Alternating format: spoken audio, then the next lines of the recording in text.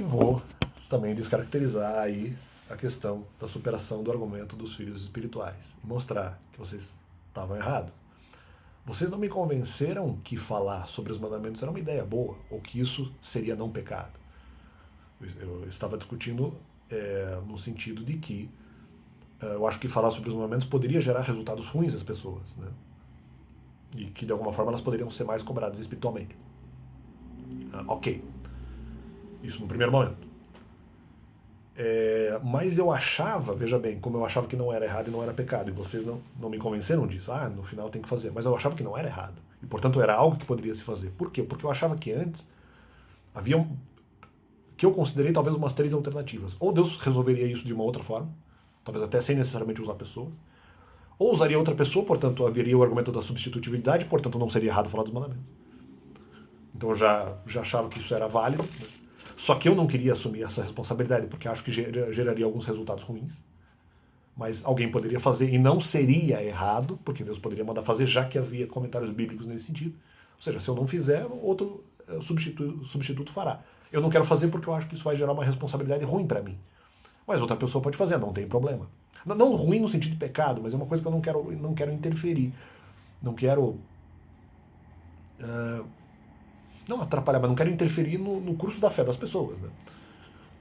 Por achar que haverá alguns resultados também não necessariamente ruins, mas alguns resultados um pouco perigosos, tanto para mim quanto para as pessoas. Eu prefiro não fazer. Até por outros motivos que agora não vou falar, acho que até de repente já falei em vídeo. Então haveria o argumento da substitutividade. Não, Deus vai lá, manda outra pessoa fazer e pronto, né? Não haveria a minha responsabilidade.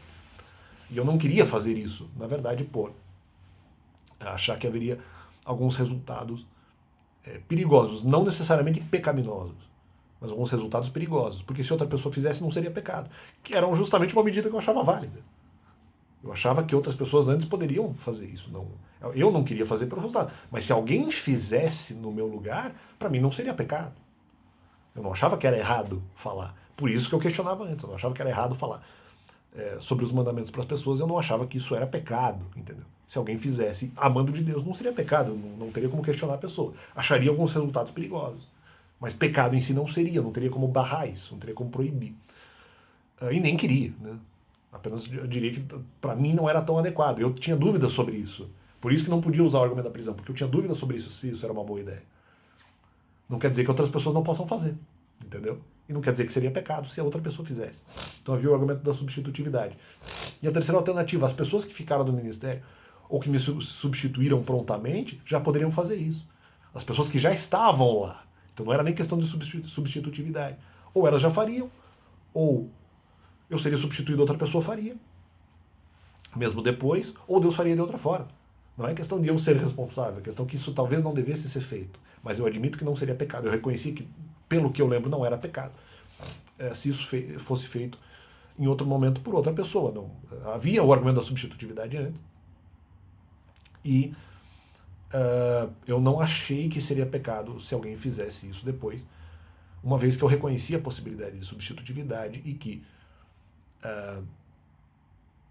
isso poderia ser feito por outra pessoa e eu não teria como questionar moralmente e dizer que isso era errado, era uma atitude válida. Eu não queria participar disso, mas não era errado, não era pecado se alguém já o tivesse feito, entendeu? Acho que seria uma coisa um pouco forçada, mas se alguém tivesse feito, para mim não seria errado, uma vez, inclusive, que seria aí a mando de Deus, né? Então, e haveria argumentos para isso. Então eu não teria como chegar assim, a pessoa está errada porque eventualmente ela falou dos mandamentos para as pessoas. Eu não achava isso. Eu achava que era imprático, mas não errado moralmente. Então era imprático para mim, talvez para outra pessoa não seja. Eu reconhecia a relatividade dessa alternativa. Então, não tem como eu ter caído nesse negócio. Não, mas nós forçamos o Alex a fazer uma coisa que ele, vamos dizer, que ele não queria. Não, uma coisa que eu aceitava como possível, como correta. É uma coisa que eu aceitava como correta, como válida. E eu não vejo, não é algo que foi. A questão que se colocou é, bom, já como eu comecei a ser atacado nesse sentido, eu falei, poxa, então ninguém fez. Aí aumenta também a minha responsabilidade, porque eu pensei que tinha sido feito. Eu pensei que a questão da fala dos mandamentos tinha sido feita ou por pessoas que sobraram no ministério, ou por qualquer substitutivo da minha pessoa, então não teria problema. Por isso que eu não seria responsável até pela questão dos ataques, também já cansei de falar sobre isso, mas outra pessoa poderia falar. Inclusive outra pessoa com melhor comportamento, porque outra pessoa, de repente, com melhor comportamento não seria questionada em falar. Eu fui questionado. Eu estava sendo questionado sobre a questão trabalhista, que geraria escândalo, entendeu? Era uma questão moral, que seria trabalhada lá, independentemente se eu estava certo ou errado, não importa, a questão seria trabalhada. Então justifica a questão da minha saída. E isso é o melhor para o Ministério para evitar conflito argumentativo. Não quer dizer que eu não seja substituível. Não quer dizer que isso não possa ser feito por outra pessoa, de outra forma, em outras circunstâncias. Só que como eles me atacaram, eu falei, ninguém fez. Entendeu? Aí eles começaram a falar, não, mas a responsabilidade é sua. Não, não era. A responsabilidade não era minha, na verdade. Pelos argumentos já expostos. Mas como eu vi, justamente, a responsabilidade não é minha, eu provei isso, mas como ninguém fez, eu falei, puxa, talvez era bom que alguém fizesse. Entendeu? Porque por mais que seja imprático para minha pessoa, e eu não acho que é pecado, mas tem resultados que possam ser danosos ou mesmo ruins, mas não pecaminosos, talvez do outro lado tem o argumento de que talvez seja melhor fazer, já que ninguém fez. Mas eu não tinha responsabilidade, porque houve ataques argumentativos. Então, elimino a responsabilidade, mas falei, poxa, já que ninguém fez, de repente é bom que alguém faça. Entendeu? Era essa a grande questão que se coloca. Mas eu não concordo com o argumento da responsabilidade. Mas com medo de ser acusado por causa disso. Embora eu acredite que não seja responsável, não me convenceram nesse sentido. Mas o que aumenta a pressão, como diz o Neto, o que aumenta a pressão é, poxa, ninguém fez. Se estão me atacando e dizendo que eu sou responsável por fazer, é porque ninguém fez. Falei, agora ferrou. Talvez ninguém tenha feito. Eu queria passar essa bola para alguém. Se a bola não foi passada, não tem tu, vai tu mesmo. Mas a responsabilidade não era minha, por conta de ataques argumentativos. Valeu. Não por responsabilidade. Mas já que ninguém fez, é nesse sentido, entendeu?